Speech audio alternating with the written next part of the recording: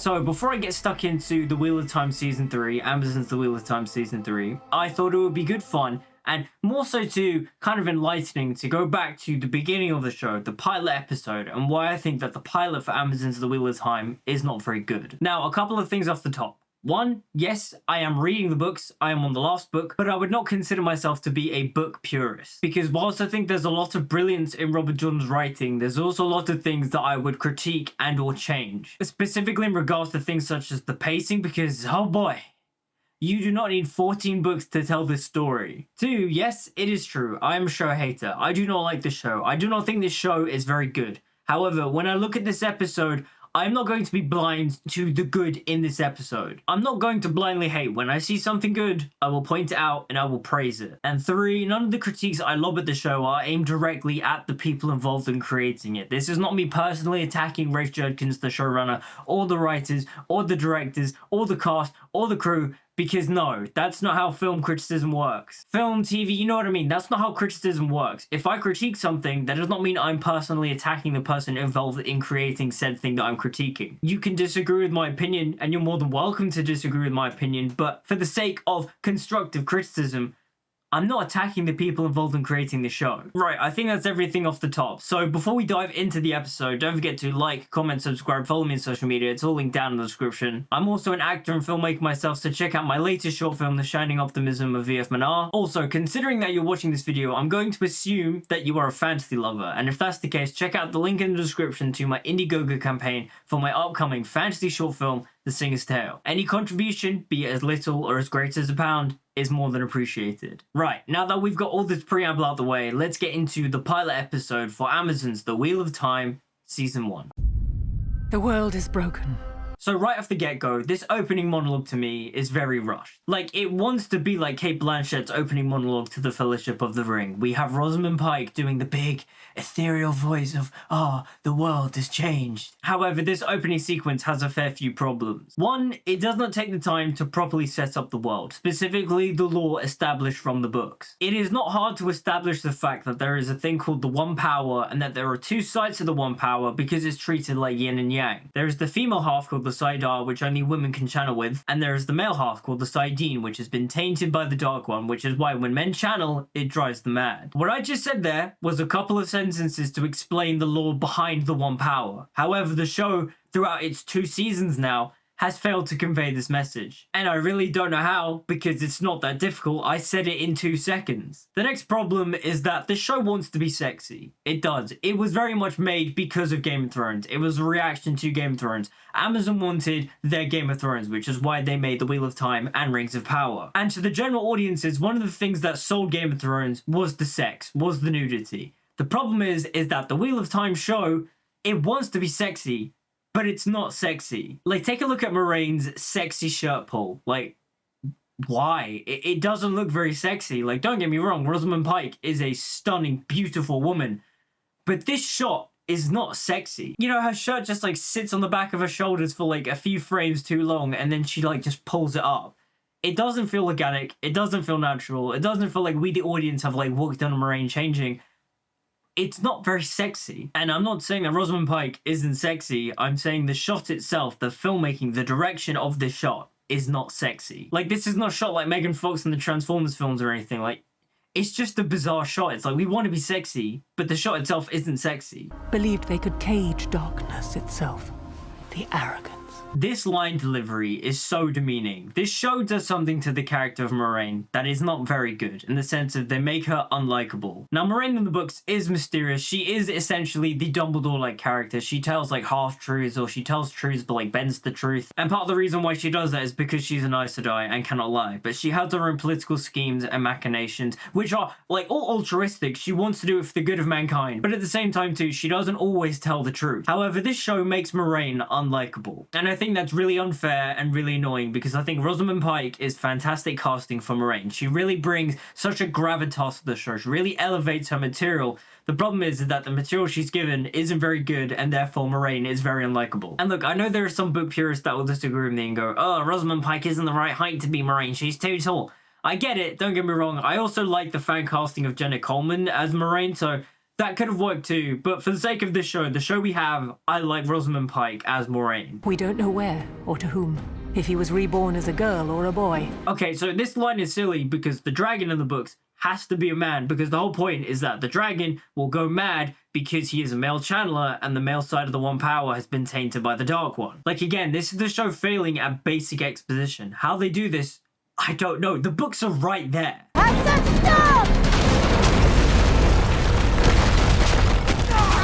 So this scene with Leandrin I think is very cool. However, it does not fit the context of the episode. If this scene opened another episode and not the pilot, I'd have thought it was quite good. Well, actually, I say that, I mean the concept of it, because there are things she says in this scene where I'm like, what are you doing? This is contradictory to the book lore. But overall, I do like the idea of this scene. Why it replaces the opening prologue scene with Lews Therin, I have no idea. Like, again, this is one of the failings of the show. The fact that they don't adapt the prologue to the Eye of the World is baffling to me, because it's such an engaging, hooking prologue. We meet Lews Therin Telamond, the dragon before Rand al'Thor. We see him entering his palace from a battle only to find that his wife and children are dead. He's confronted by the Forsaken Shamael, and it's revealed to us that Lews Therin is mad and killed his own wife and children. And as a result of that, in anguish and in pain, Lews Therin creates Dragonrand. He basically sacrifices himself, he kills himself, and breaks the world. Why the show didn't decide to do that, I have no idea, because if you look at the extra additional material for season 1 on the Amazon page, you will see that Amazon made a mini animated short film basically explaining the breaking of the world. Why they didn't use that at the beginning of this episode, I have no idea. I will say this though, Kate Fleetwood, the actress that portrays Leandrin, is spot on. She is so good. She always delivers. Like, she is just Leandrin. She's so good as this character. This power, it's meant for women and women alone. But it's not. Why are the writers having us say this? Like, yes, don't get me wrong. Leandrin is Red Arja and would most likely believe this because the Red Arja are basically uber feminists. However, in the context of this episode, the show has just started. The audience doesn't know anything about the differences of the Arjas, and so having Leandrin just come out and say this very blanket statement of this power is meant for women only and when men touch it, you make it dirty, it contradicts the whole thing. It makes audiences believe, okay, yeah, no, men aren't supposed to channel it. This power is only meant for women. No, there are two sides of it. Again, the show is just doubling down on this idea of, yeah, the One Power can be touched by anyone. No. For a show trying to be an adaptation, it's not very faithful to the ideas presented in the material. One thing I will praise though is I do like a lot of the production design. Like the choice of locations and also to the building of the practical set. It looks quite nice. It feels very authentic to the Wheel of Time world.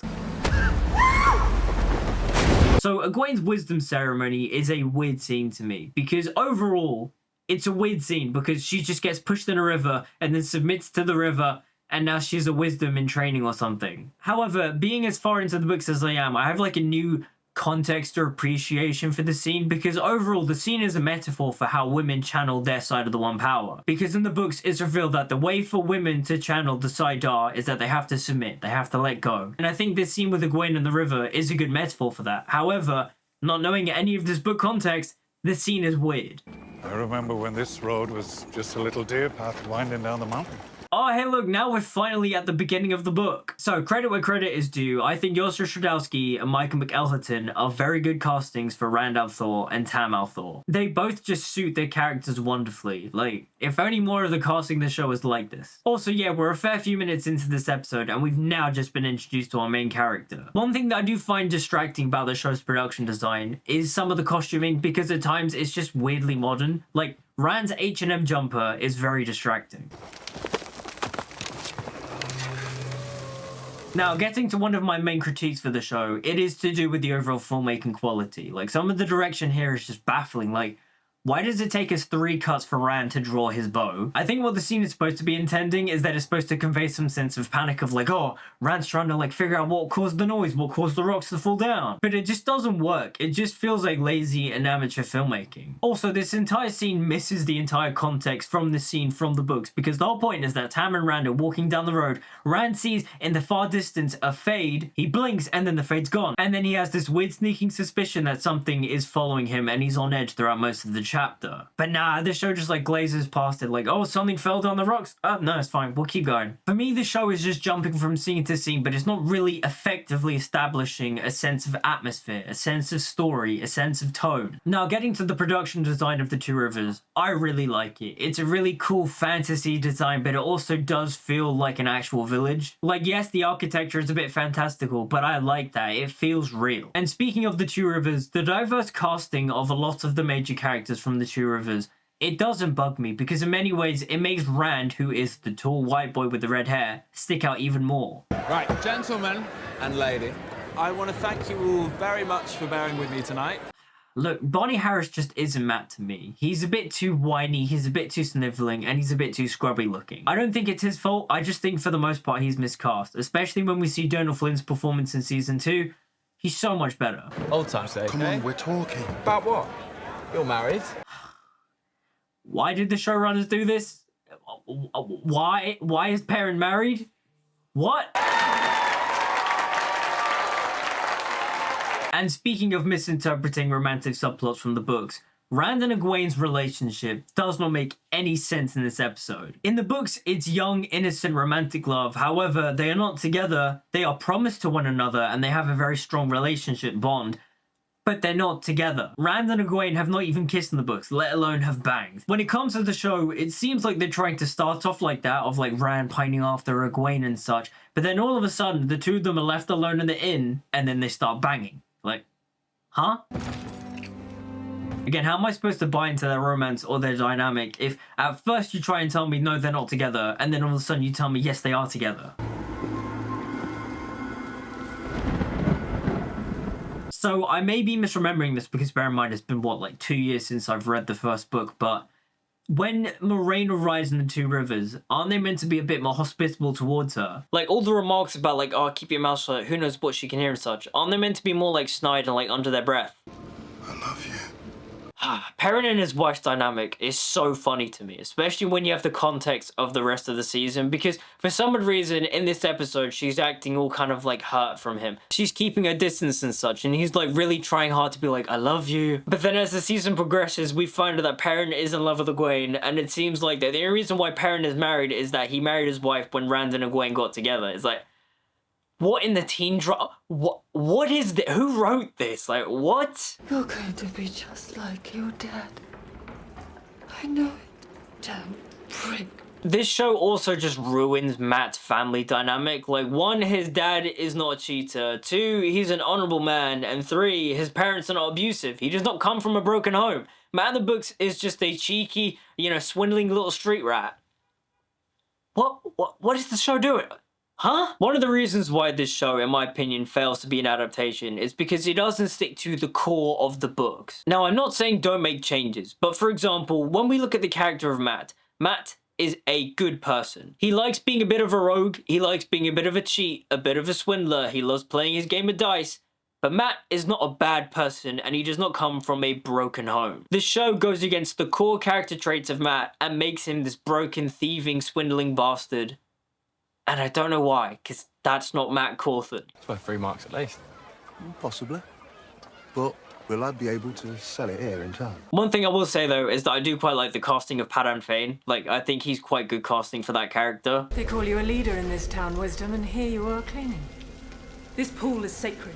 It's an honor to clean it. So this scene with Marin and Nynaeve is weird because the whole scene is just trying to showcase the fact that Nynaeve is an orphan and therefore the show is creating this artificial mystery of like, oh, Nynaeve has a mysterious backstory. Oh, maybe she's the dragon. That's one of the dumbest things about the season is that it tries to create this mystery of who is the dragon when in the books, it wasn't a mystery. From the get-go, we knew that Rand was the dragon. Like, overall, it's just a completely weird scene. She just walks in and then talks to Nynaeve and goes, oh, you're an orphan. And then Nynaeve's just like, leave me alone. You don't know anything about me. Oh, with what? Nothing. Bollocks. There is a lot of modern swearing in this episode, and a lot in this season as well, and overall, to me, it feels very un-Robert Jordan. It doesn't feel like it's staying true to the essence of the books, especially how in those books have their own made-up swear words, like blood and bloody ashes, or by Light's name and such. Like, why is the show using modern swear words? Like, we have swear words from the books, and it's more, like, charming. Cool detail is that these animal corpses form the shape of the One Power symbol, but again, you wouldn't know that unless you'd read the books. All we can do is the best we can with the life that's given to us. This scene at Winter Night with the lanterns is quite a nice scene. I think the atmospheric music is quite nice, and overall the scene itself is very whimsy but also melancholic. It's very tender. You know, it's a very soft scene. I quite like it.